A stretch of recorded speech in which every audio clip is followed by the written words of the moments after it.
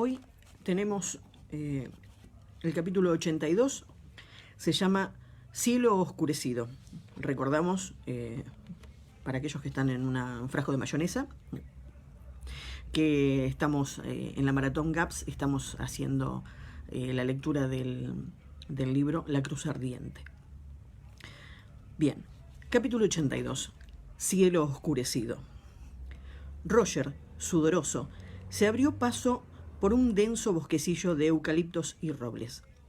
Tenía ganas de llegar al arroyo, y no solo por el agua, que sí la necesitaba, pues aunque por la noche comenzaba a hacer frío, los días seguían siendo calurosos, y antes del mediodía se le había terminado el agua que le quedaba en la cantimplora. Pero más que el agua necesitaba sentir el aire libre. Allí abajo, al pie de la montaña, los bosquecillos de tejos y laureles eran tan densos que apenas permitían ver el cielo. Donde el sol lograba abrirse paso, la hierba crecía hasta la rodilla. Se había llevado a Clarence, la mula, más apta que los caballos para la marcha en los territorios salvajes, pero algunos lugares eran demasiado arduos incluso para él. Lo dejó amarrado en tierras más altas, con su rollo de mantas y sus alforjas, y continuó abriéndose paso entre la maleza para llegar hasta el siguiente punto que debía medir. Hacía calor.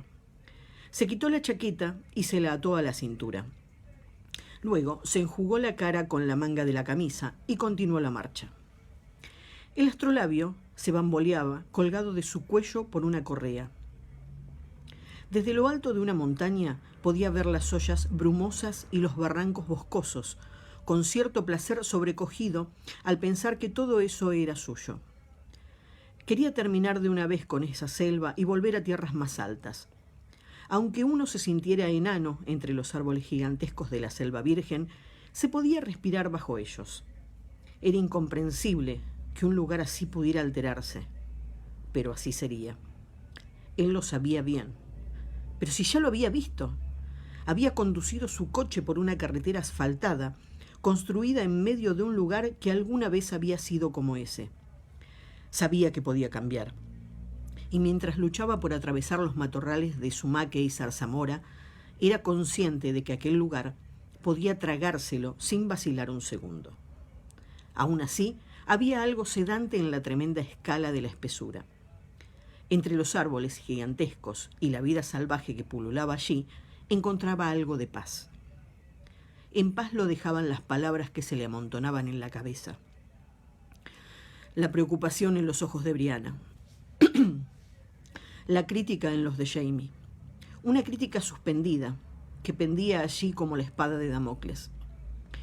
Lo dejaban en paz las miradas de compasión o curiosidad, el esfuerzo constante y penoso de hablar, el recuerdo del canto. Durante los primeros días de medir el terreno, no había dicho una palabra. Era un inmenso alivio no tener que hacerlo. Pero ahora empezaba a hablar de nuevo. Le disgustaba el sonido maltrecho y ronco de las palabras, pero no le afligía tanto, pues no había nadie que lo escuchara. Por fin, el gorgoteo del agua sobre las piedras, y al salir de un bosquecillo de sauces tiernos, encontró el arroyo a sus pies, con el sol chispeando en el agua. Después de beber y mojarse la cara, escogió los puntos de la ribera desde donde haría sus mediciones.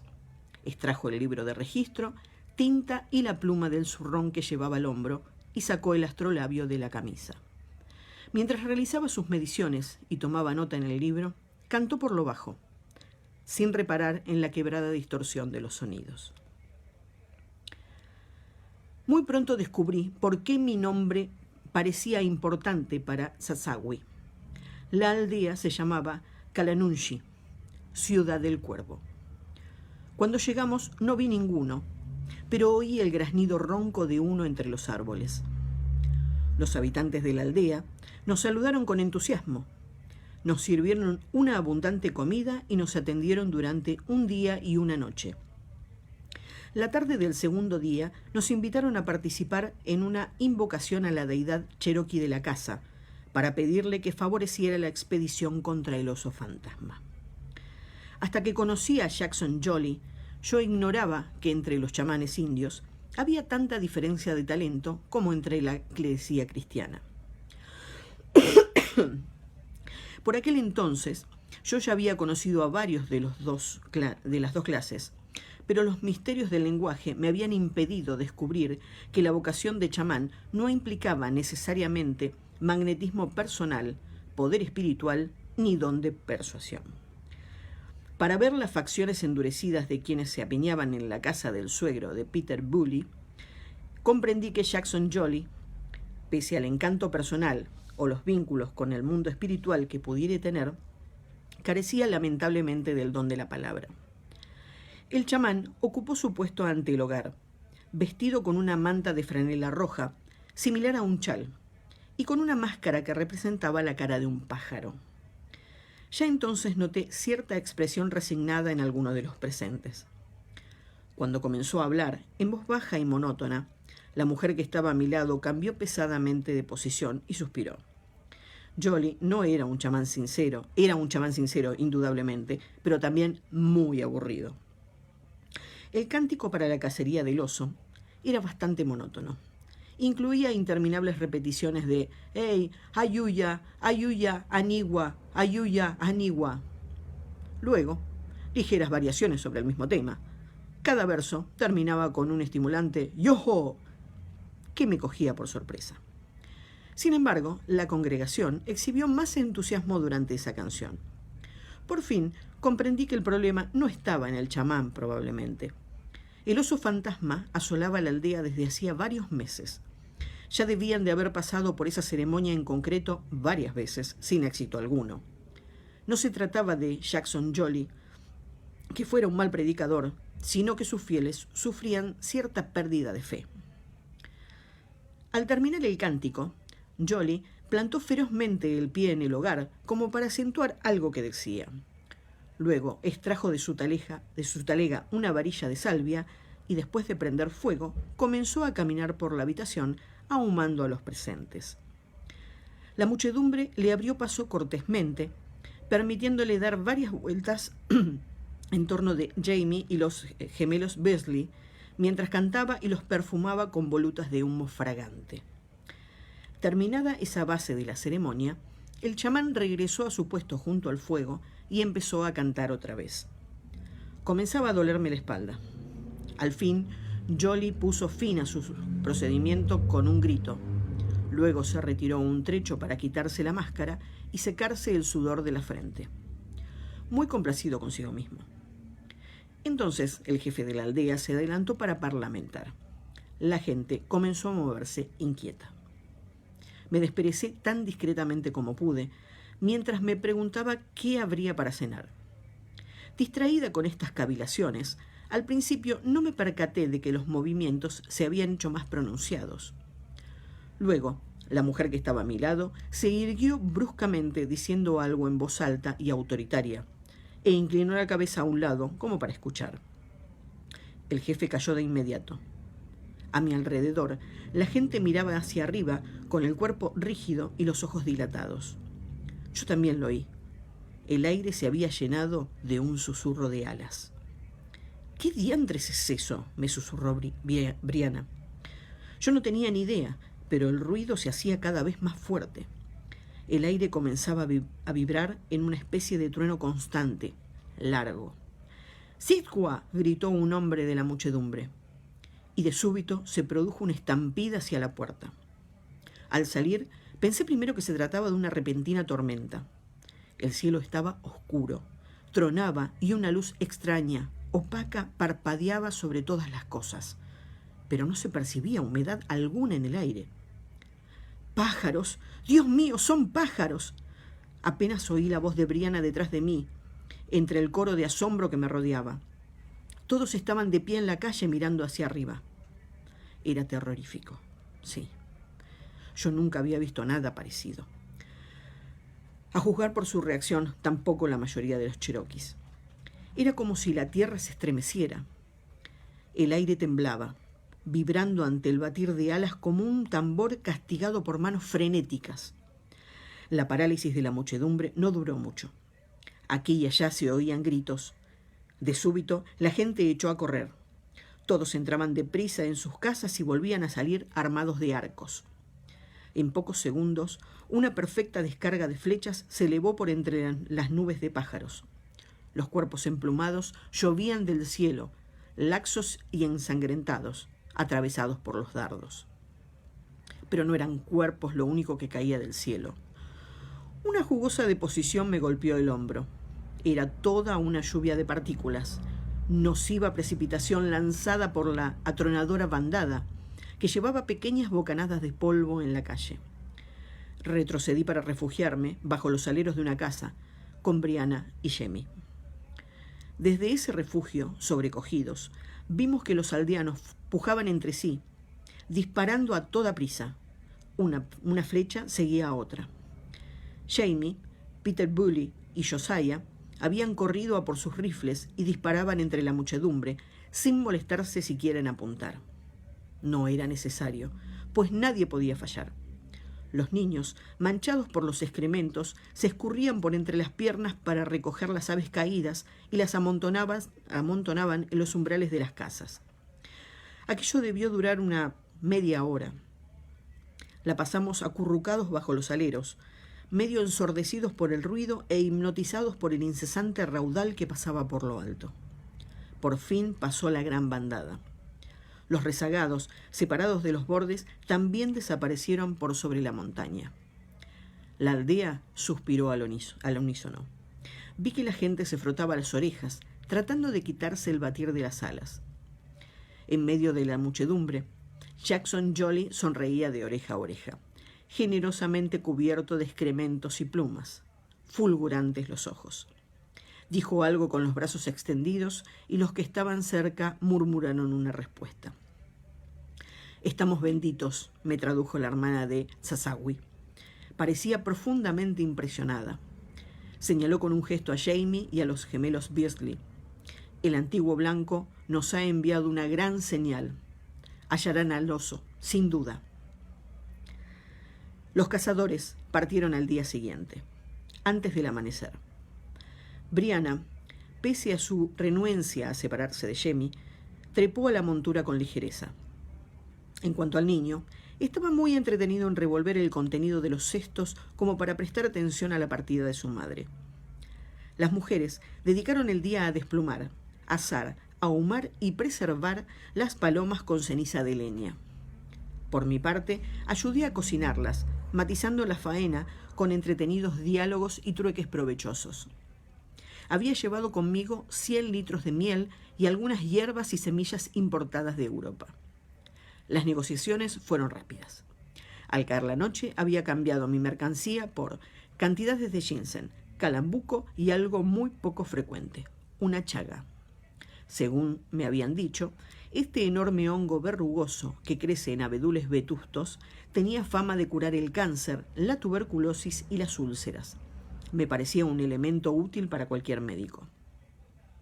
En cuanto a la miel, la había cambiado por 100 litros de aceite de girasol, envasado en grandes sacos de piel. Estaban amontonados bajo los aleros de la casa donde nos hospedábamos, apilados como balas de cañón. Cada vez que salía me detenía a mirarlos con satisfacción, imaginando todo el jabón suave y fragante que podría hacer con ese aceite. Con un poco de suerte podría venderlo a buen precio y obtener el dinero que habría de mandarle a Liri, mal rayo la parta. Les pido 3 segundos para tomar un poquito de agua.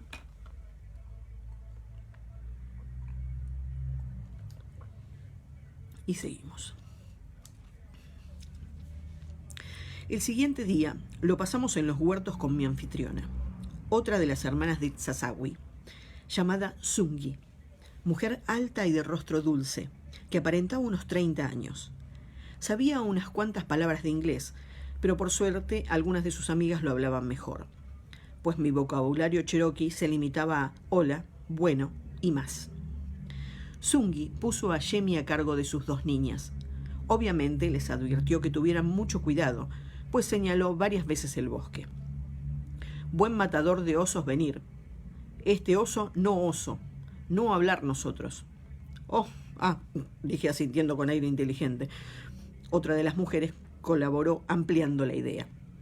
Explicó que todo oso razonable prestaba atención a la invocación del chamán que convocaba al espíritu del oso, a fin de que cazadores y animales se encontraran adecuadamente. Dado el color de ese oso, su terquedad y su conducta maligna, resultaba evidente que no era un oso de verdad, sino algún espíritu maligno que había decidido manifestarse como tal. «Ah», exclamé con un poco más de comprensión. «Jackson mencionó al antiguo blanco. ¿Se refería al oso?» Sin embargo, Peter había dicho que el blanco era uno de los colores favorables. Otra de las indias, quien me había dicho su nombre inglés, Ana, rió algo escandalizada. «No, no, antiguo blanco, el fuego». Otras damas intervinieron con gorjeos.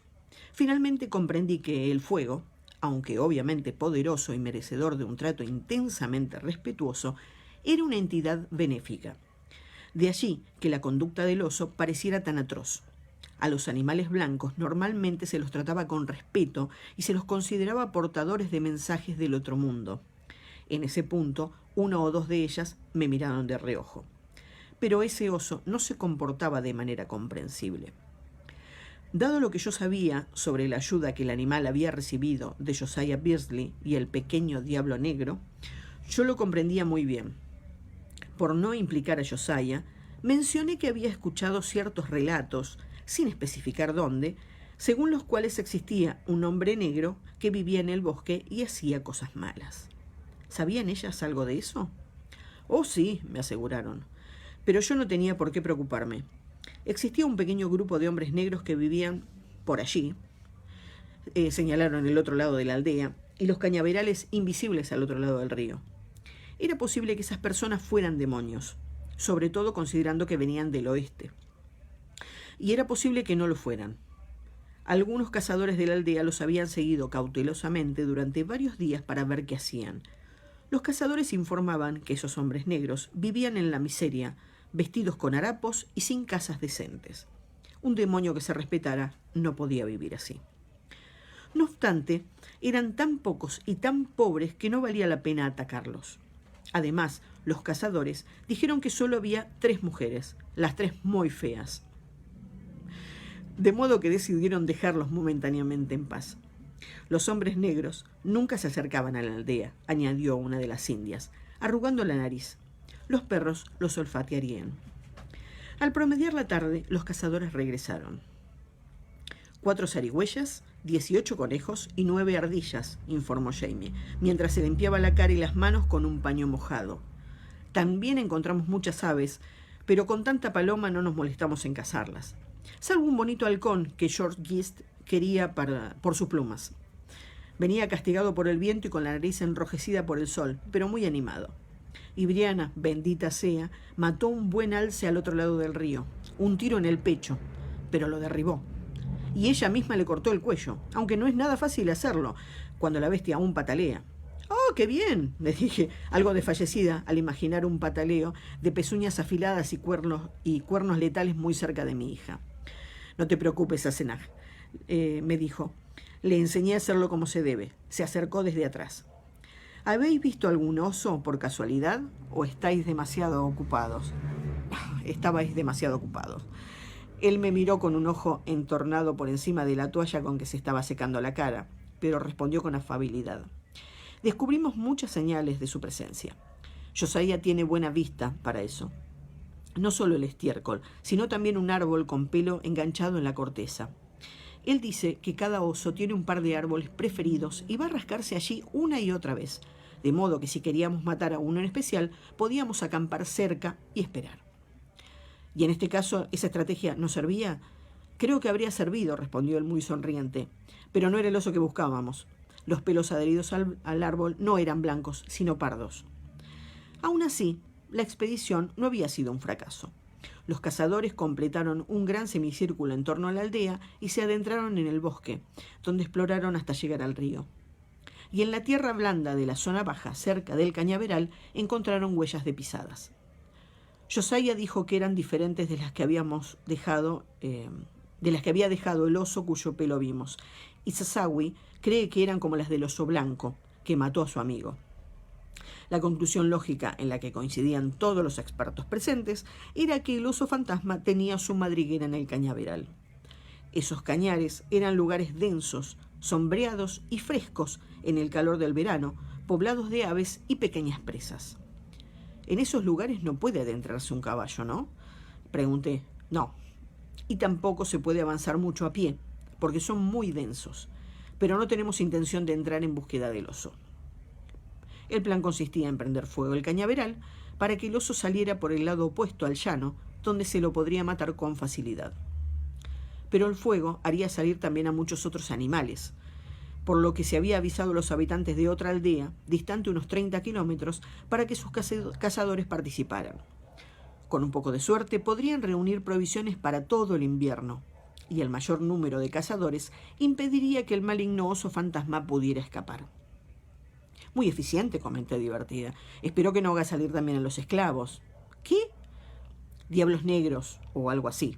Le conté lo que había sabido del asentamiento de esclavos fugitivos. Pues no creo que sean diablos, dijo secamente. Pero me parece que no corren peligro. Han de vivir al otro lado del cañaveral, en la orilla opuesta. Aún así preguntaré. Hay tiempo. Los cazadores de Kanugalashi tardarán 3 o 4 días en llegar. Los días siguientes fueron agradables, aunque reinaba una sensación expectante que culminó con la llegada de Kanugalashi. Después de las debidas ceremonias y un gran festín de bienvenida, consistente en higaditos de paloma ahumados con manzana fría, la gran partida de caza salió al amanecer, equipada con antorchas de pino y braseros, además de aros, mosquetes y rifles. Tras despedirlos con un desayuno adecuado, los que no participábamos de la cacería nos retiramos a las cabañas para entretenernos con la cestería, la costura y la conversación. Pensaba aprovechar la conversación del día para preguntar por los componentes del amuleto que Nayawene había hecho para mí. Claro que por ser ella una curandera tuscarora, tal vez las creencias subyacentes no fueran las mismas. Pero lo del murciélago me despertaba curiosidad. Sobre los murciélagos hay un cuento, comenzó Sunji. Los animales y los pájaros decidieron jugar un partido de pelota, dijo Ana, traduciendo con facilidad lo que narraba Sunji. Por entonces los murciélagos caminaban en 4 patas, como los otros animales. Pero cuando llegó el momento de empezar a jugar, los otros animales les dijeron que no podían, pues eran demasiado pequeños y saldrían aplastados. Los murciélagos se disgustaron. Sunji frunció el entrecejo con cara de murciélago disgustado. Entonces, los murciélagos se acercaron a los pájaros y les ofrecieron jugar en su bando. Los pájaros aceptaron el ofrecimiento y con hojas y palillos hicieron alas para los murciélagos. Las aves ganaron el juego y los murciélagos quedaron tan contentos con sus alas que Sunji se interrumpió abruptamente y levantó la cabeza para olfatear. Todas las mujeres que nos rodeaban hicieron lo mismo. Nuestra anfitriona se levantó deprisa para asomarse a la puerta, con las manos apoyadas en el marco. El olor a humo que flotaba en el aire desde hacía 1 hora se había acentuado mucho. Me levanté para seguir a Sunji con las otras mujeres. El cielo había empezado a cubrirse de nubarrones, pero la nube de humo era aún más oscura. Un borrón negro que se amontonaba sobre los árboles distantes. El viento cabalgaba los bordes de la tormenta cercana. Frente a nosotras pasaron torbellinos de hojas secas con un ruido de pies pequeños y precipitados. Sunji dijo algo que no entendí, pero su sentido era obvio. Una de las más jóvenes se humedeció un dedo con saliva y lo levantó, pero era innecesario. Yo sentía el viento contra la cara, lo bastante fuerte para levantarme el pelo de los hombros. Soplaba directamente hacia la aldea. De inmediato las mujeres se pusieron en movimiento. Corrieron por la calle hacia sus casas, llamando a los niños. Aquí y allá se detenían para recoger en la falda la carne puesta a secar o arrancar de los aleros una ristra de cebollas o alguna calabaza. Yo no sabía con certeza dónde estaba Yemi. Una de las niñas indias se lo había llevado a jugar, pero en la confusión no había visto cuál. Me levanté las faldas para correr calle abajo, asomándome al interior de cada casa sin que nadie me invitara. Encontré a Yemi en la 5ª casa, profundamente dormido con otros niños de distintas edades, todos acurrucados como cachorros en una manta de búfalo.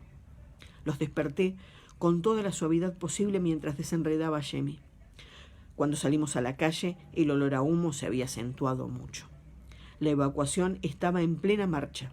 La gente, mujeres en su mayoría, abandonaba apresuradamente las viviendas, empujando hacia adelante a los niños y cargada con atillos con sus pertenencias.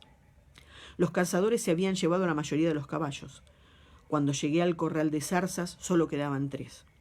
Uno de los ancianos de la aldea estaba montado en uno y tenía por las bridas a Judas y al otro animal listo para llevárselos. El mío estaba ensillado, con las alforjas y un freno de cuerda. El anciano, al verme, dijo algo con una gran sonrisa y señaló a Judas. «Gracias», le exclamé. El hombre se inclinó para coger diestramente a Yemi a fin de que yo pudiera montar y hacerme cargo de las riendas. Luego me entregó al niño con mucho cuidado. Los caballos estaban inquietos. Sabían tan bien como nosotros lo que era un incendio y la idea les gustaba cada vez menos. Sujeté con firmeza el freno con una mano y a Yemi con la otra. «Bien, bestia», dije a Judas fingiendo autoridad. «Vamos ya». El caballo estaba muy de acuerdo con esa proposición. Se encaminó hacia la abertura de la cerca como si fuera la línea de llegada de una carrera, con lo que enganchó mis faldas en las espinas del cercado. Me las compuse para sofrenarlo apenas lo suficiente para que el anciano y sus 2 caballos salieran del corral y se pusieran a nuestra altura. El hombre me gritó algo y señaló hacia la montaña en la dirección opuesta al fuego. El viento le cruzaba el largo cabello gris contra la cara, ahogando sus palabras. Se lo apartó, pero en vez de molestarse en repetir, se limitó a poner su montura en la dirección que había indicado. Azucé a Judas con la rodilla para que lo siguiera, pero lo mantuve a rienda corta. Eché una mirada vacilante hacia la aldea, donde la gente continuaba saliendo de las casas, todos con el rumbo que había indicado el anciano. Bri vendría a buscar a Yemi en cuanto notara que la aldea estaba en peligro. Me demoré para esperarla, pese a la creciente agitación de Judas. El viento ya azotaba los árboles, arrancando bocanadas de hojas verdes, rojas y amarillas que pasaban raudas o convertían mi falda y el pellejo del caballo en una colcha de retazos otoñales. Todo el cielo se había puesto cárdeno. Oí los primeros rugidos del trueno bajo el silbido del viento y el susurro del fuego. Aún a través del humo se percibía el olor a la lluvia inminente y eso me dio una súbita esperanza. Lo que la situación requería era justamente un buen chubasco. Cuanto antes, mejor. Encontré a Brianna y a Yemi en medio del pueblo buscándonos ansiosamente con la vista. Yemi lanzó un chillido de gozo al ver a su madre y se arrojó sus brazos, con lo que estuvo a punto de caer bajo los cascos nerviosos de los caballos. ¿Cazaron el oso?, le pregunté a Jamie. «No», gritó él, para hacerse oír por encima del ruido del viento. «Vámonos a Senaj».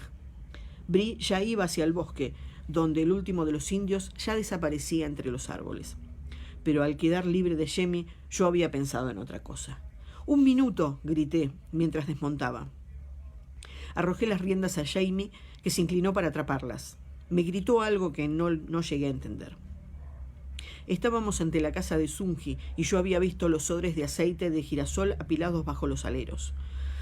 Me arriesgué a echar un vistazo en dirección al cañaveral. El fuego se estaba acercando.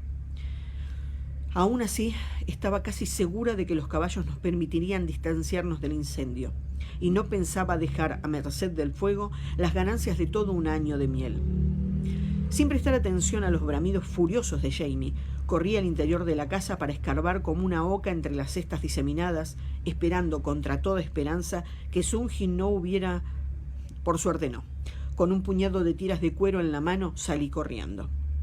Arrodillada entre el polvo y el humo arremolinados, até un cabo al cuello de cada odre y los anudé de 2 en 2, ciñendo las ataduras tanto como pude. Luego, cargada con una de esas incómodas yuntas, volví tambaleándome hacia los caballos. Jamie, al verme, asió los 2 pares de riendas con una sola mano y se inclinó para coger la correa improvisada que unía los odres. Los cargó sobre la cruz de Gideon, dejando pender un saco a cada lado. «¡Vamos!», gritó. «¡Uno más!». Judas resoplaba y ponía los ojos en blanco, mostrando los dientes en un gesto de miedo, pero Jamie lo retuvo con fuerza, mientras yo cruzaba el segundo par de odres sobre la silla. Luego monté. En cuanto Jamie aflojó el puño de hierro con que sujetaba el freno, Judas arrancó. Yo tenía la cuerda en las manos, pero comprendí que no serviría de nada. Me limité a aferrarme a la silla como si en eso me fuera la vida.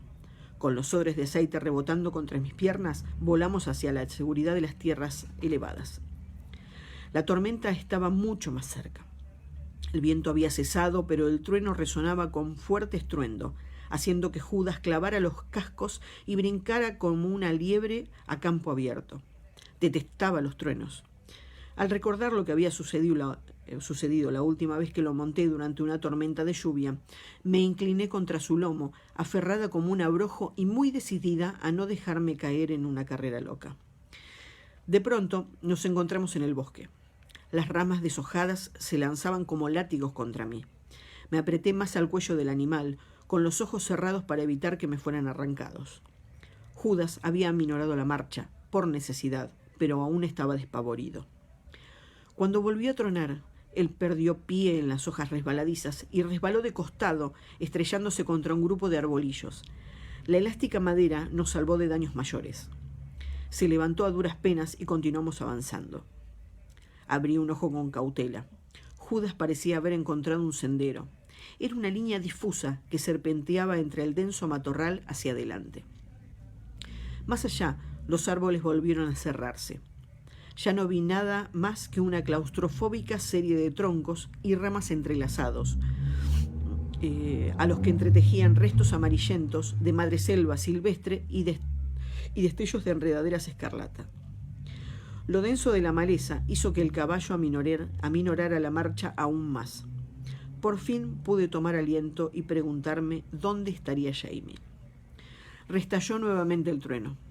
Tras su estela oí un relincho agudo detrás de mí. Por supuesto. Si Judas detestaba los truenos, Gideon detestaba seguir a otro caballo. Vendría muy cerca, esforzándose por alcanzarnos. Judas avanzó algunos pasos más y se detuvo en seco, jadeando. Sin esperar a que un nuevo trueno lo pusiera en marcha otra vez, me apresuré a desmontar y até la cuerda a un árbol pequeño. Justo a tiempo. Restalló el trueno tan fuerte que lo sentía en la piel.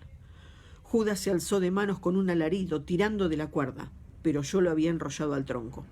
Me alejé a tropezones de su pánico.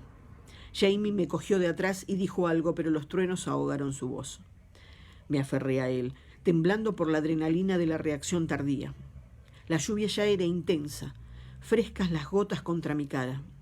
Él me besó en la frente. Luego me condujo hacia un enorme tejo cuyos abanicos de agujas quebraban la lluvia, formando abajo una cueva fragante, casi seca.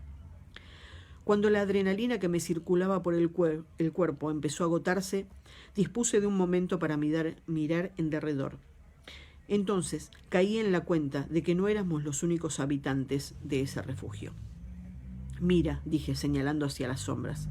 Los rastros eran leves, pero obvios.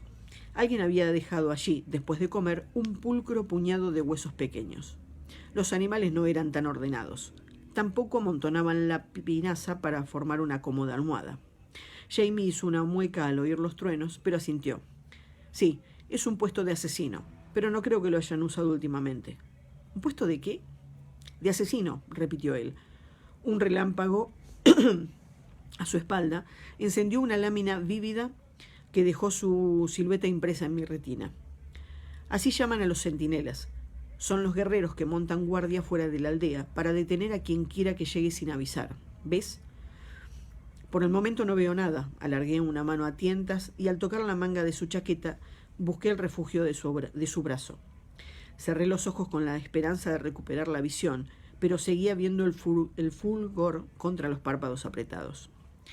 Los truenos parecían alejarse un poco. Al menos ya no eran tan frecuentes. Parpadeé. Veía otra vez.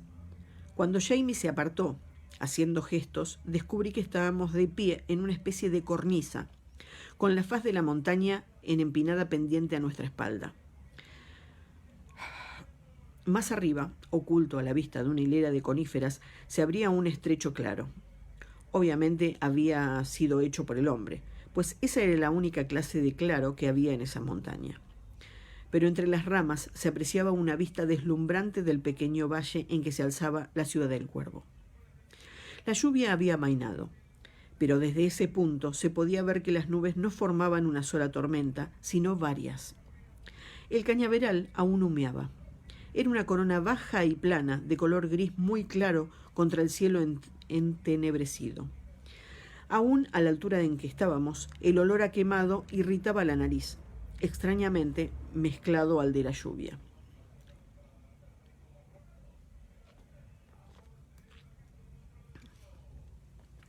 Aquí y allá se veían lenguas ígneas que aún ardían entre las cañas, pero era evidente que el fuego se había extinguido en su mayor parte. El siguiente chubasco lo sofocaría por completo. También vi que la gente volvía a la aldea, en pequeños grupos que salían del bosque con bultos y niños a rastras. «¿Todo bien, Sassenach?» La mano de Jamie se apoyó en mi cuello, cálida, y sus dedos frotaron con suavidad el perfil tenso de mis hombros. «Sí. ¿Te parece que no habrá peligro al bajar?» De la senda solo sabía que era angosta y empinada. Ahora estaría lodosa y resbaladiza por la hojarasca mojada. «No», dijo, «pero no creo que...»